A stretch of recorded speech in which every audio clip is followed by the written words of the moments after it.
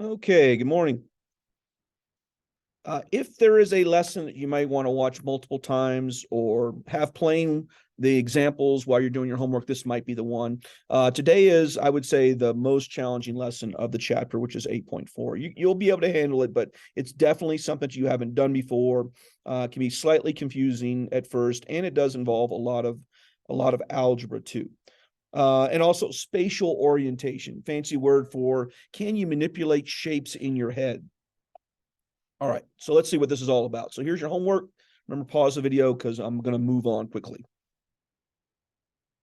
All right, so this is called special right triangles. In terms of higher level math, special right triangles are used frequently. So we're talking algebra 2, pre-calculus, calculus, and above. Special right triangles, you see them enough. Maybe not as often as you use the Pythagorean theorem, but frequently. All right, so I just kind of already gave you this wind up of how important that this particular lesson is. So you really got to pay strict attention to what happens. Yeah, and you do use this many times in higher level math. So remember, you can have your book of truth when you take your test. So this isn't, you will have this memorized eventually, maybe sort of algebra 2, pre-calculus years. But the first time this is introduced to you, you usually have to have something to refer to in order to get the formulas all correct. So remember, you can have this in your book of truth. So here we go. So the whole chapter is on right triangles. So we're going to start with a right triangle. I've got right triangle ABC here. It's called a right triangle because one of the angles is 90 degrees. If one of the angles of a triangle is 90 degrees, and that means the other two must also add up to 90, they're complementary. Why? Because remember, the sum of the interior angles of any triangle is 180 degrees. So therefore, if one of the angles, angle C in this case, is 90, that only leaves 90 degrees for the other ones. So the point I want to make about this is, I mean, it's kind of a duh, right? So the point I want to make about this is that A plus B, the measure of angle A plus the measure of angle B, must be equal to 90. And there's lots of combinations to that. A could be 10, B could be 80. A could be 20 and B could be 60. But there are two configurations of A and B that we call special. Well, one of them is the obvious one. Two flavors, right, for these special right triangles. One of them is where both angles are the same. So for instance, A could be 10, B would not be 10, B would have to be 80. But there's one combination which will result in A and B having exactly the same values. Hopefully you got this one figured out already. So if A is 23, well, B isn't 23, B is 67. But the one combination where both A and B are exactly the same are when A and B are 45 and 45. Now, that would also make this an isosceles triangle. So this is your first special right triangle. Now, why do we call this one special? Well, and clearly it's because those two angles are exactly the same. But more importantly, and usually you see this triangle presented with the hypotenuse on the bottom. So it kind of looks like that bottom one right there. But why is it important? The 45, 40, we call it the 45, 45, 90. Why is this one is important? Because if you take a square, all the angles of a square are 90 degrees, all the sides are the same length. And if you draw a diagonal, you get a 45, 45, 90. So this one is special because it comes from a square and both angles are 45. So that's our first one. So remember, there's two of these, and the first one we'll call the 45, 45, 90. So we're gonna prove something about it here in a second, but the second one is called a 30, 60, 90. And it seems like maybe this one's called special because if the first angle is 30, if you double 30, you get 60. And if you add 30 to 60, you get 90.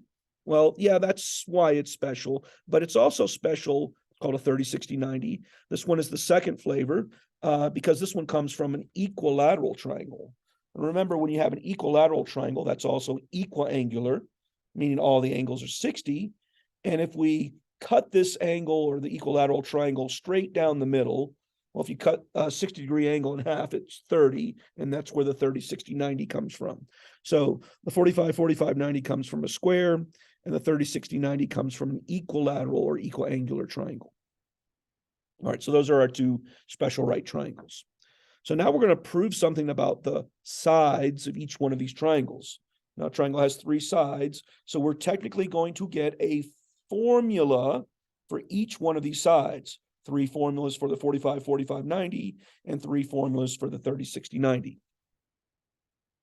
All right, so 3 formulas for each one. So, and each formula will be for a specific length of each triangle. It's a little challenging at first because there's 6 formulas here. It's challenging to remember which is which. Not challenging if you can write it on a resource card. And as I stated before, you will have these memorized, just maybe not this year. So we'll start off with the 45, 45, 90. So we have to prove this, and we will here in a second. But these are the side lengths of a 45, 45, 90. The 2 legs are length A, and the hypotenuse is A times the square root of 2. We simply say A root 2. So those are the side lengths and technically the formulas for the sides of a 45, 45, 90 triangle. All right, so let's prove that first, and then we'll write it all down. So given a 45, 45, 90 triangle, show that the hypotenuse is equal to A root 2. And in terms of the other sides, well, the other sides are going to be length A. All right, so why can I make that claim that the 2 of the sides are A? Because remember, it's an isosceles triangle. So the opposite sides of the angles of an isosceles triangle are equal to each other or congruent. Therefore, I could call it any variable. I'm just choosing A. So really all I need to prove is that the hypotenuse is A root 2 or A times root 2. Okay, so it's pretty simple to do. Well, it's the Pythagorean theorem, basically. So I'm given a triangle with legs A and hypotenuse C, and since it's right, I can apply the Pythagorean theorem. So C squared will be equal to A squared plus B squared. But in this case, the B is also, since it's isosceles, is also equal to A. Well, if I have 2A squares, then I can literally write 2A squares, or 2 times A squared. And if I solve for C, I'm going to take the square root of both sides. So if I take the square root of both sides, the square root of A squared is A, and the square root of 2 is, well, it's the square root of 2. Square root of C squared is C. So that was pretty simple to prove QED. So now let's write this down. So theorem 8.6 says that if you have a 45, 45, 90 triangle, then the hypotenuse is A root 2, and the legs are A and A. So the thing that I just wrote there in yellow is what it's not in the book, but it's, I mean, they write the one above that. They just leave it as C, and then they say C is equal to A root 2. It's just easier if you draw the triangle in your book of truth like the one there on the bottom. Okay, so pause the video, write that down, and then we'll move on. Okay, quick note, a lot of books use different, instead of the A's, they can tend to use X's as well too. You might see that when you study in another book. And then the second thing is, many of the books for the hypotenuse, instead of putting the variable in front of root 2, they put it afterwards. I just find that a bit confusing. I like to put the variable, and many books do it the way I'm showing you. Many books put the variable in front of the root 2, but it can be done either way. The reason why I don't like to put the variable after root 2 is because when you're first doing this is you can easily extend that square root symbol into the x, and it's not. It's the square root of 2 times the value k or x. So if you write it as A root 2, there's no way of making that mistake. So this is the form that I like to use. All right, so how do we use this? Well, they're going to give you a 45, 45, 90 triangle and have one of the sides unknown, and they simply solve for it. So the key here is to make sure that you match what you're given with what's in your book of truth. So that's what's in your book of truth. And notice our triangle is flipped 90 degrees, either left or right. So we're given one side and one variable. So if we flip that upside down, in other words, if you made it look like this, then things match up perfectly. So this is the spatial orientation thing that you need to be able to do in your head. So it looks like A is the value 12, and the hypotenuse or the x value is A root 2. So to solve for x, we start with what we're given. Now, what are we given here? We're given that 12, right, is the value A. And since we know from our book of truth that the hypotenuse is equal to A root 2, therefore x would have to be equal to A root 2. And if A is 12, then x would be equal to 12 root 2. And is it that simple? Yeah, it is. The issue here is trying to remember all these formulas. Let's look at another example here. All right. Also, I'm going to point this out right here. They don't ask you this for homework, but in terms of square roots, sometimes they ask for exact values. Sometimes they ask for approximate value. Approximate value is just when you actually type in 12 times the square root of 2 into your calculator. You get an irrational number that must be rounded. Okay, yes, it was that easy. All right, the but here is that what happens if they don't give you A? So here's where it gets slightly challenging. So there's our setup. We are given one side length. You always will be given one side length. We can tell it's a 45, 45, 90 from the 45. Doesn't look like the one in our book of truth. That's the one that looks like in our book of truth. So if we take what we're given in the problem and flip it around so it looks like that, it would look like that. So let's see, what are we given? We're given 8. And 8 matches up with 8 root 2, or A root 2, sorry. So I need to find out what A is, because A is the value X. So I just simply need to solve for A. Here's where it gets slightly tricky. So to solve for A, we got to get rid of the root 2. Now, intuitively, a lot of kids want to square both sides. If you square both sides, yes, it will get rid of the root 2, but it will make the A squared, and you have to take the square root again. So it's just easier just to divide both sides by the square root of 2. So if we divide both sides by the square root of 2, on the left side, the square root of 2 will cancel. And on the right side, you get 8 over root 2. I'm just dividing both sides by the square root of 2. But remember, we got that one silly rule that says you can't have a square root in the denominator. So we have to multiply the top and the bottom by the square root of 2. 8 times the square root of 2 is 8 root 2. And square root of 2 times the square root of 2, the denominator's there, will be the square root of 4. 2 times 2 is 4. And the square root of 4 is 2. Ooh, look, we can reduce. We got an 8 and we got a 2. So that would be 4 root 2. And that's the final answer. So X is equal to 4 root 2. So I showed you one where you're given A, and I've showed you one where you're given the hypotenuse. And so the hypotenuse one is the one you have to do a little bit of work. This is what I would have playing when you're doing your homework, just so you get a good feel for, am I solving for the leg, or am I solving for the hypotenuse? If they give you the leg, this is really simple. There's not much math at all. If they give the hypotenuse, yeah, there's a little bit of math, and here's the math. All right, exact value, 4 root 2, approximate value, multiply 4 times the square root of 2, you get 5.66. They will not ask you for approximate value on homework. I'm just showing you that. All right, hopefully you paid attention to that. So here we go, one more time. One time they give you the leg. In other words, they gave you that 12 is A, and it's really easy. Attach 12 to root 2, 12 root 2. But when they give you the hypotenuse, yeah, it's not easy. You got a little bit of work to do. All right. So a little bit more practice. Here's 2 of them. So the one on the left there first. Oh, look, they were given A. So A is 7. It's an isosceles triangle, right? So if A is 7, then that means Y is 7. And X is the hypotenuse, so that's A root 2. And since A is 7, then X would have to be equal to, let's see, A is 7, 7 root 2. So whenever you're given a leg, the math here is pretty inconsequential. It's pretty simple. It's the one there on the right, right? It was when you're given the hypotenuse. So we're given the hypotenuse is 5. So that means that 5 is equal to A root 2. I put a C there just because usually we call the hypotenuse C. So when you're given the hypotenuse, you got to solve for A. And it's done the same way. We just simply divide both sides by the square root of 2. So if we divide both sides by the square root of 2, on the right side, the square root of 2 would cancel. Oh, we got that silly little thing we have to do. So top and bottom by the square root of 2. So 5 root 2 over square root of 2 times square root of 2 is square root of 4, which is 2. All right, so now we know what N is. N is this gets confusing. N is one of your legs, and N is technically the A value, but they called N A here, or they called AN. Nice thing here, since it's isosceles triangle, M is equal to the same value. So M has to equal the same thing as well.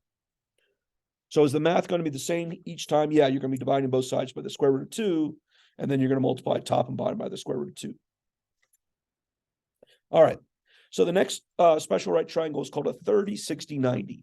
So 30, 60, 90. So the side opposite 60 degrees is called the long leg, and the side opposite the 30 degrees is the short leg, and the hypotenuse is the hypotenuse. All right, so we're going to get 3 formulas here. These are going to be where it gets slightly confusing. We're going to prove this. So I'm going to prove this first, and then we're going to talk about the formulas. So I'm going to prove a 30, 60, 90. I'm going to prove that the short leg, right? Short leg is the side opposite, 30 degrees. That would be the A value there. And then I'm going to prove that C, which is the hypotenuse, is equal to the short leg times 2. In other words, double the short leg. And that the long leg there, that's AC, is equal to the short leg, that's A, times root 3. A little bit confusing proof. All right, so let's see how this works. So this one's a pretty nifty proof. So the first thing I'm going to do is I'm going to make a new point D. So off the triangle, I'm going to construct a new point D such that C to D is the same as C to B. So I'm basically going to extend CB out until I make a new D. And since I made it exactly the same length, CD is equal to CB, then since CB was called A, I can call CD A as well too. Look, I made another triangle. All right, let's see.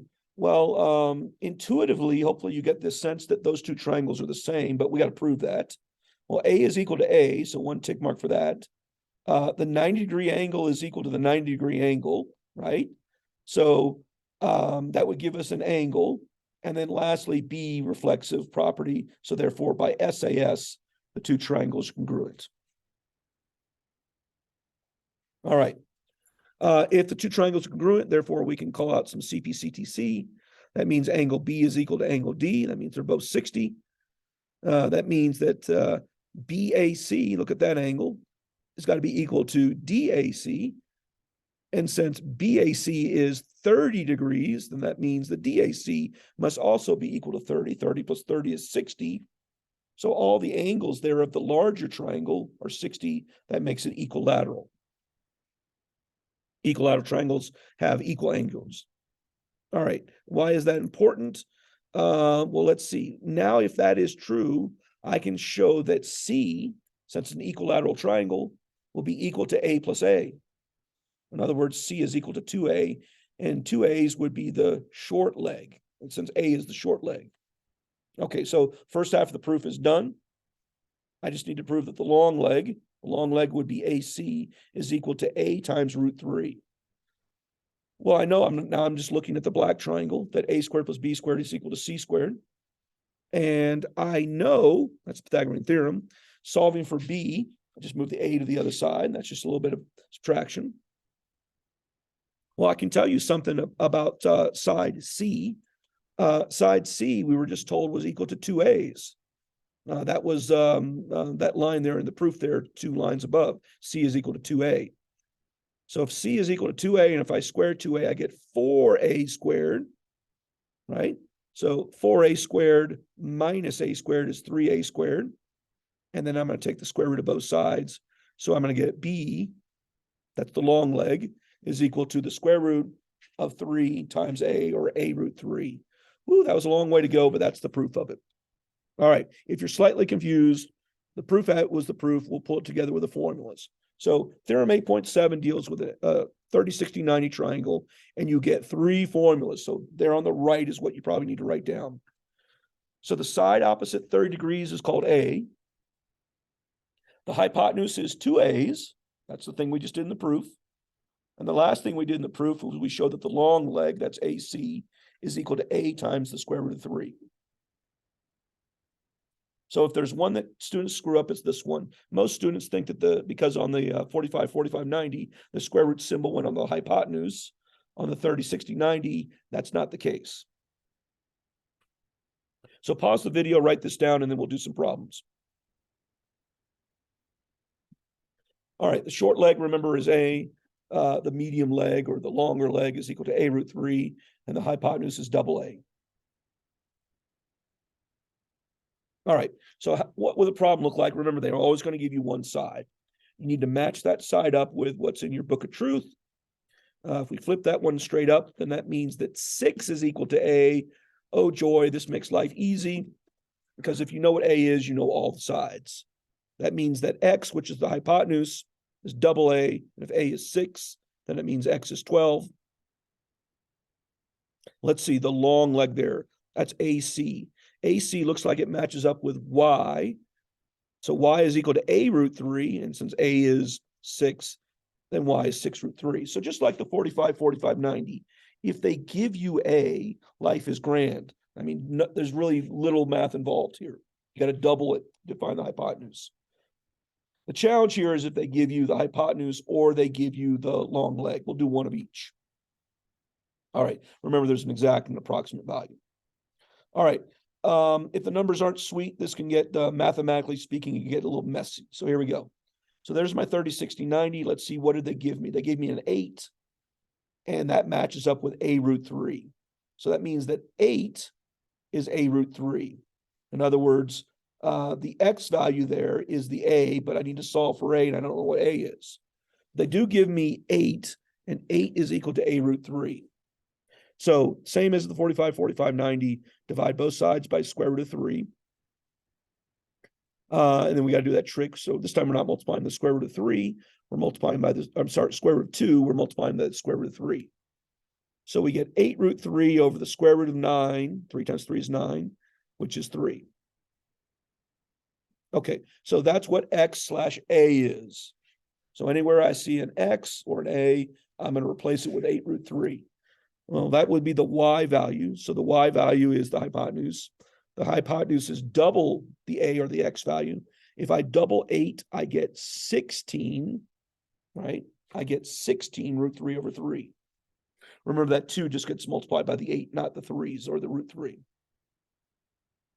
Okay, so if you're given the long leg, you got a lot of work involved. What if you're given the hypotenuse? We'll do one of those here in a second. All right, so let's do a couple of the easy ones first, get our legs underneath of us. All right, the top one isn't easy, it's the medium one.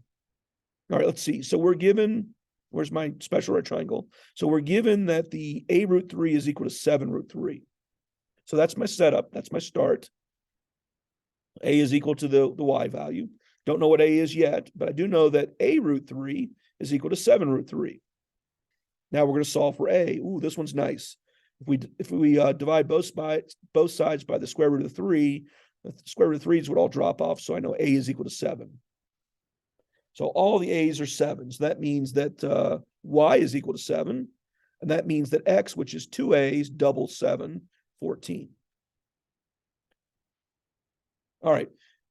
As always, I know I'm talking fast, but you can rewind this and play this again at a slower pace. All right, let's do the last one. Last one is pretty simple. This is the easiest of the easy one. Look, if that's the 60, that means 30 is the opposite side. So that means that we're given the a value. A is 1. So if a is 1, y is a root 3. Well, that must mean it's equal to 1 times the square root of 3, which is just square root of 3. And the hypotenuse, which is 2 a's, a is 1. Well, then therefore, x is equal to 2. All right. We haven't done one where we're given the hypotenuse. So when should you use this stuff? Remember, 45, 45, 90 is, tonight for homework, they're going to say you have a square. If you make a diagonal of a square, you got a 45, 45, 90. And then that diagonal is equal to a root 2. You're going to see that as a homework problem tonight. And then when do you use the 30, 60, 90? Remember, that's when you have an equilateral triangle and you drop an altitude straight down from one of the angles. It could be any one of the 3 angles. That altitude would be equal to I'm sorry, not the altitude, but the hypotenuse of that triangle would be equal to 2a. The altitude would be equal to a root 3, and the short side would just be a. All right, so you're going to see a couple problems that involve squares and equilateral triangles. All right, so that's it for today. I know that on a video without student input, it goes a little bit quicker. I would absolutely encourage you to play this video when you do the homework problem. These are examples of what the homework will look like. Notice on number 7 there, we have a square, and on number 8 there, we have an equilateral triangle. Number 9 there is a combination of a 45, 45, 90 and a 30, 60, 90. So a couple more complicated ones like that. If you run into any problems, as always, send me an email, and I'd be happy to help you out. Hopefully this is working out well for you. There's your homework. And with that, I'll end the video.